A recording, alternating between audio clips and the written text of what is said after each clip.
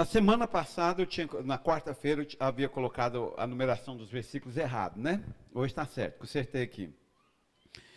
Então, a parte 4 do Hebreus capítulo 4, é do versículo 14 até o 16. Nós vimos no primeiro dia do 1 ao 6 que existe, né, que Deus providenciou um lugar de descanso. Nós vimos que o cristão deve entrar neste lugar de descanso. Nós vimos quarta-feira que a palavra de Deus é este lugar de descanso. Então, olha aqui comigo. Eu achei belíssima a cadência que o autor usou. Do 1 ao 6, existe um lugar de descanso. Existe um descanso de Deus para o seu povo. No versículo 7 até o 11, existe... esse lugar, todo crente deve entrar nesse descanso. Não adianta eu chegar lá perto do descanso e ficar contemplando ele se eu não entro no descanso de Deus. O 12 e o 13, esse lugar é a palavra de Deus. A Bíblia ela é eficaz, ela é cortante, ela é afiada, ela é esse lugar que nos dá esse descanso. Do 14 ao 16, ele pontua, ele fecha essa história com o que faltava desse descanso de Deus. Vamos lá então, gostaria que vocês pensassem comigo. Do 1 ao 6, existe um lugar. Existe um lugar? Que lugar é esse que a gente fala hoje, aqui, agora?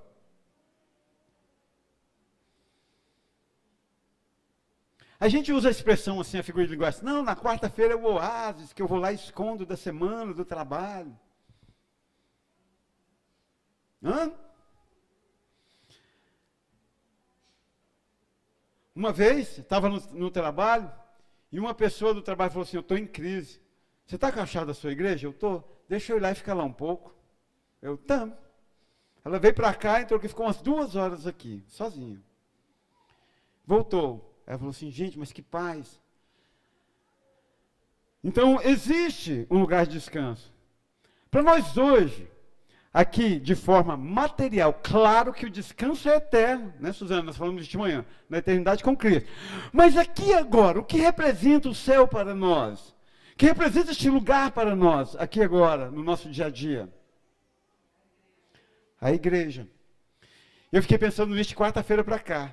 Então, existe um lugar de descanso. Esse lugar é a... Adianta eu passar ali na porta, achar bonito a igreja, a reforma e não entrar? Adianta eu vir para o culto de domingo, que é ceia, vai estar lotado e ter cadeiras lá de fora, e eu sentar lá fora e bater papo e rir com as crianças, o culto inteiro de ceia, e não tomar ceia porque eu não tenho coragem de me acertar com Deus? Adianta? Não.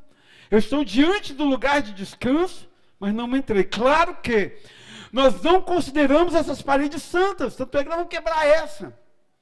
Mas nós consideramos o momento aqui, agora, de culto, como sendo dedicado, consagrado ao Senhor. Então, eu analoguei o texto. O lugar de descanso é a igreja. Adianta eu vir para esta igreja e ficar como aquele que não se envolve com tanto pobre reunido num lugar só?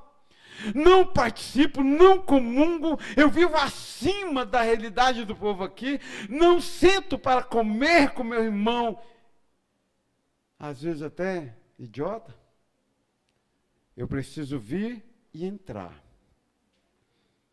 E aí, esse lugar de descanso, ele se efetiva com a palavra. É da mesma forma. Tentava explicar isso para o louvor hoje.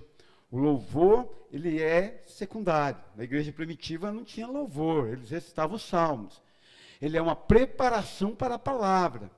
As igrejas modernas, o louvor tomou o lugar da palavra. O pastor fala 15 minutos, o louvor fica 2 horas fazendo mantras sagrados. Tentava explicar isso. Que tudo é para uma preparação para que a palavra possa nos alcançar. Então, o que efetiva esse descanso aqui agora, na igreja, continua sendo a palavra de Deus. E o texto foi claro nisto. Sem a palavra de Deus, nós não temos descanso. Sem abraçar a palavra de Deus, nós não temos descanso. Sem ouvir a palavra de Deus, nós não encontramos forças para continuar. Sem a palavra, eu estou lendo um livro, Sheila Walsh, Ele disse que o marido dela passou por um grande trauma de infância quando o avô dele foi assaltado, amarrado num barril lá na mercearia que ele trabalhava, e aquele medo foi lançado por geração em geração, até que um dia o marido dela ouviu a palavra e disse: eu não tenho mais medo, eu fui livre deste medo. E ele não saía para brincar com o filho fora, com medo do filho morrer. Ele pegou o filho, pôs num barco e foi pescar, no dia que ele se libertou. Então a palavra é que liberta. E ela conta a sua história dizendo que o princípio da libertação na vida dele foi ele decorar versículos, foi ele ouvir a palavra, e ele começou a trocar os seus pensamentos por pensamentos bíblicos, pela palavra de Deus. Então a palavra de Deus continua sendo um lugar de descanso. Mas nós temos uma igreja quase completa, nós temos um lugar, e o lugar é aqui. O lugar nós temos, providenciado por Deus, nós precisamos entrar neste lugar. Então vamos lá na cadência do texto, do 1 ao 6, existe um descanso, e o descanso é podermos cultuar ao Senhor. Nós precisamos chegar neste lugar do 7 ao 10, e do 7 ao 11, e entrar nessa vida, entrar neste lugar, entrar na igreja, participar, fazer parte. Do 12 ao 13, nós temos o lugar propriamente dito de descanso, é a palavra de Deus, ela continua. Para um culto falta o quê? Desenvolve. Jesus já está aí há muito tempo. Aliás, ele foi o protagonista de toda essa história. Fala, Emanuel, o que você acha que falta? Ah, na sua casa não, nessa casa não. Não, já tinha que ter tido antes. Culto, pensa no culto. Olha, nós temos do 1 ao 6 a revelação de Deus que existe descanso. Nós concluímos que analogamente a igreja é esse descanso nosso deste mundo tão tribulado, é o aprisco, é o curral onde nós nos refugiamos. Nós aprendemos do 7 ao 11 que nós precisamos chegar neste lugar e entrar e pertencer a este lugar. Nós entramos na igreja, sentamos, vocês estão aqui. Nós aprendemos do 12 ao 13 que a palavra de Deus é o instrumento que vai fazer com que esse descanso seja introjectado e operado em nossas vidas. E aí, dos 14 ao 16, nós encontramos o último elemento que falta para um culto se completar. Jesus, mas... Tá, é Jesus, mas... Tem um adjetivo. Não sei se é adjetivo, se é... Aí do 14 ao 16. Qual que é? Que se refere a Jesus. Nós temos o quê? Tá ali? Nós temos o quê? Um grande sumo. O que é isso? Alice matou antes de eu argumentar. O que é isso? Simplesmente pastor. Nós temos um lugar. Nós entramos neste lugar. Nós temos a palavra para nos dar descanso. O que faltou aqui para se tornar um grande culto? Um pastor para ministrar essa palavra. E aí, então, o pastor de descanso é Jesus Cristo. Queria que vocês concluíssem isso. Nós temos, portanto, visto que temos um grande sumo sacerdote. Porque a gente vem aqui e lê temos um grande sumo sacerdote. O que é isso? Não se aplica muito à nossa cultura. Para muitos passa batido quem é essa pessoa. Mas essa pessoa é simplesmente o nosso supremo pastor, Jesus Cristo. Aquele a quem, quando seguimos, nada nos faltará. Aquele que conhece as nossas dores. Então, no lugar de descanso, nós temos um sumo sacerdote, nós temos um pastor eterno, que é Jesus Cristo. Nós temos, então, direção.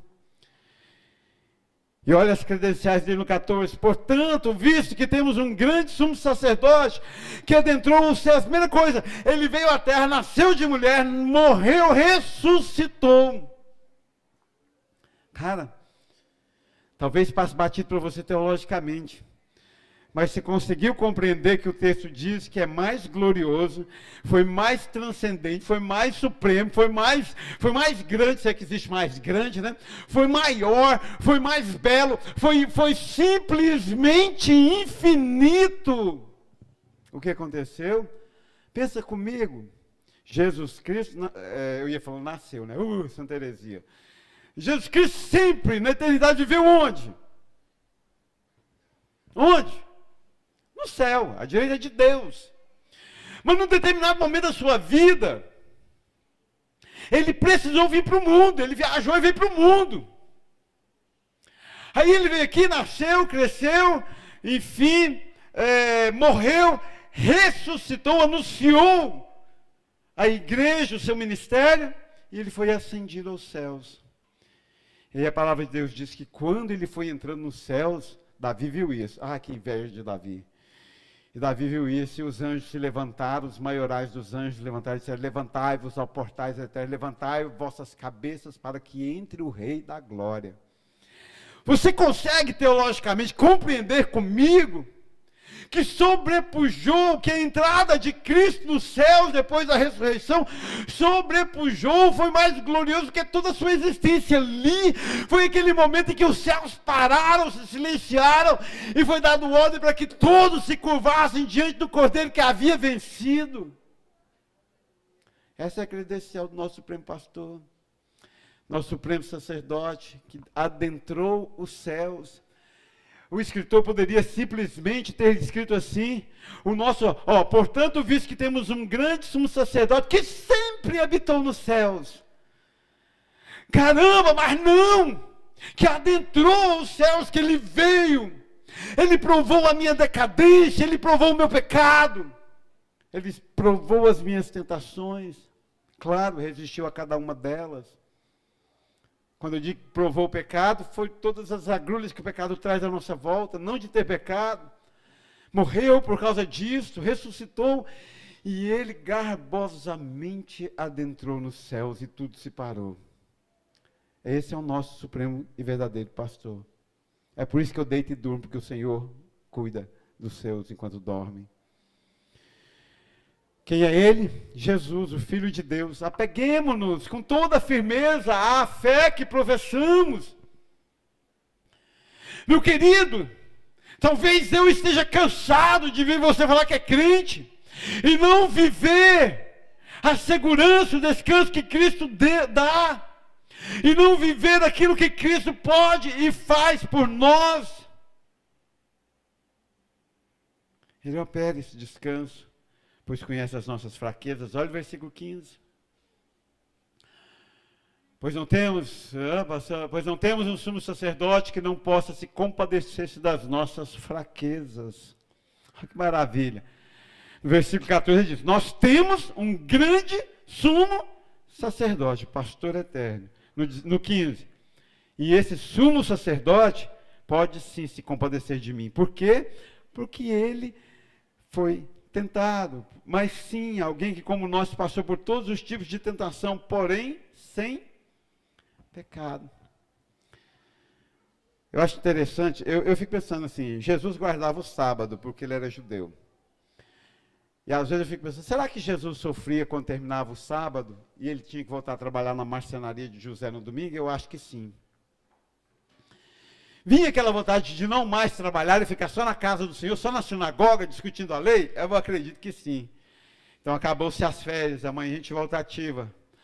Hoje eu já pensei em diversas coisas. Eu pensei que podia fugir para a Tailândia e nunca mais trabalhar.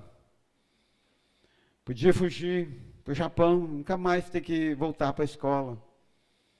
Aí você se alegra e pensa assim, mas Jesus passou por isso, ele pode se compadecer, por isso ele pode me perdoar. Ele opera descanso como meu pastor eterno, porque ele conhece a minha fraqueza. Sabe aquele dia que você dá vontade de jogar o filho pela janela? Só não joga porque você não mora em apartamento, aí não vai acontecer nada, né? Só vai cair e aí vai ficar mais custoso ainda. Eu acredito que Jesus deve ter sentido vontade de jogar Tiago ou Judas, seus irmãos, lá pela janela da marcenaria. Mas foi sem pecado, então ele se compadece, ele me entende. Claro, ele me deu o exemplo de que posso sentir vontade de jogar meu filho pela janela? Posso. Posso jogar? Não. Posso vontade de nunca mais voltar a trabalhar amanhã? Posso. Mas eu posso parar de simplesmente não ir trabalhar amanhã? Não. E isso é viver uma vida aqui, com todas as agrulhas, sem pecar, sem ceder. O nosso sumo sacerdote, o nosso pastor desse lugar de descanso, conhece a minha fraqueza. Quando ele olha para você e diz assim, vinde a mim, todos que estáis cansados e oprimidos, e eu vos aliviarei e darei descanso a vossas almas. É Jesus operando esse ministério de descanso ao seu povo. E eu fico cheio de alegria quando eu penso que meu Jesus é grande a esse ponto. Vinde a mim, você que está cansado e oprimido, e eu vos aliviarei, te darei descanso à vossa alma. Ele foi tentado por todo tipo de tentação, porém sem pecado. Então ele sabe que o que isso implica? Ele sabe, Juliana, que eu posso resistir porque ele resistiu. Ele sabe que eu preciso de ajuda, porque ele chamou os apóstolos para subir com ele no monte e o ajudar e velarem com ele, porque ele estava angustiado. Ele sabe, gloriosamente Jesus sabe que eu preciso de ajuda. O que eu preciso então é falar com ele. Tenho estado nesse alvo, não tenho conseguido 100%, mas meu alvo para o pós-pandemia é falar menos com as pessoas e falar mais com Jesus sobre essas pessoas. Cheguei à conclusão que tem pecados de vocês que não serão resolvidos com fala nossas, dos pastores. Serão resolvidos com o toque sedutor, glorioso, apaixonado, amoroso de Jesus Cristo na sua vida. Porque só de falar resolver, já tinha resolvido. Porque eu olho para trás e falo, meu Deus. A gente falou, meu Deus. Ontem uma ex-colega de trabalho, trabalha em outra unidade, foi nos visitar, né? Em razão do aniversário. Aí ficou lá em casa 2 horas. Nós ficamos 2 horas.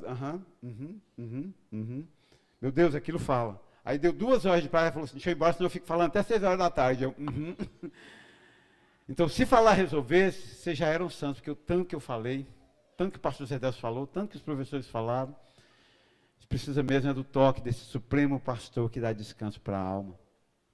Talvez seja. Talvez seja. Terceiro lugar, para encerrar, podemos nos aproximar dele. Olha o versículo 16. Nós temos um sumo sacerdote que não está alheio, que não é indiferente. Que não é indiferente, assim sendo. Assim sendo o quê? É de novo um termo de ligação do que aconteceu anterior. O que aconteceu anterior? Nós temos um sumo sacerdote. Nós temos um sumo sacerdote que pode se compadecer porque foi tentado como eu. Então, diante disso, assim sendo, aproximemo-nos do trono da graça com toda a confiança. Isso cura minha alma. Deixa eu te falar, a palavra cura minha alma. Eu sei que eu tenho um sumo pastor. Eu sei que esse sumo pastor conhece as minhas fraquezas. Então a mim cabe aproximar diante do trono de sua graça com toda a confiança. Podemos nos aproximar dele. Lembra que nos versículos anteriores, fuja da desobediência. Para entrar no lugar de descanso, fuja da desobediência. Para entrar, fuja da desobediência. Para viver essa palavra, precisa fugir da desobediência e considerá-la. E aqui agora ele diz, diante de tudo isto, aproxime-se de Jesus Cristo, que é seu pastor. E tudo aquilo que ele te der, é claro que quando eu falo, estou falando, então dá para ser crente se é Jesus lá em casa. Sabe uma coisa? Já contei para vocês a lambada? Lambada, não, vocês não tiveram infância, não? Então, antes de a gente converter, a gente dançava lambada. Eu, Tereza, a gente ia para os concursos de lambada do salão paroquial. Docica, meu amor, você não sabe o que é isso, né? Você nasceu na igreja, não teve infância, o Bigode sabe. O Bigode sabe que não teve boteco nesse Brasil que nunca tocou a Docica, meu amor, né? Até o Vitor já tocou no saxofone. Ia dançar a Docica, meu amor, lambada aí, e pá. Nós convertemos e aí nós fomos perguntar para pastor, e aí, pastor, nós podemos continuar dançando a lambada? Ou a igreja proíbe? Ele falou, a igreja proíbe nada.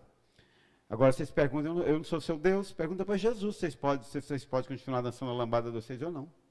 ou nós saímos de lá tão desmotivados, a gente queria que ele falasse sim ou não, a gente estava liberto. A gente falava para os colegas, o pastor da igreja não deixou. Ele é um imundo, pastorzão, brabo lá da igreja, não deixou a gente dançar mais não, vamos dançar mais não. Aquele palhaço.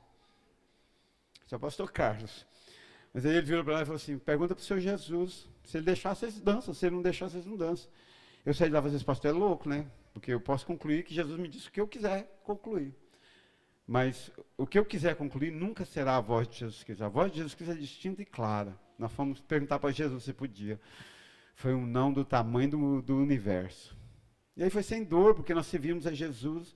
Precisamos aprender a nos aproximar dele com confiança. Porque quando nós nos aproximarmos dele com confiança, nós poderíamos falar com ele, poderíamos receber dele. Olha, a fim de recebermos misericórdia.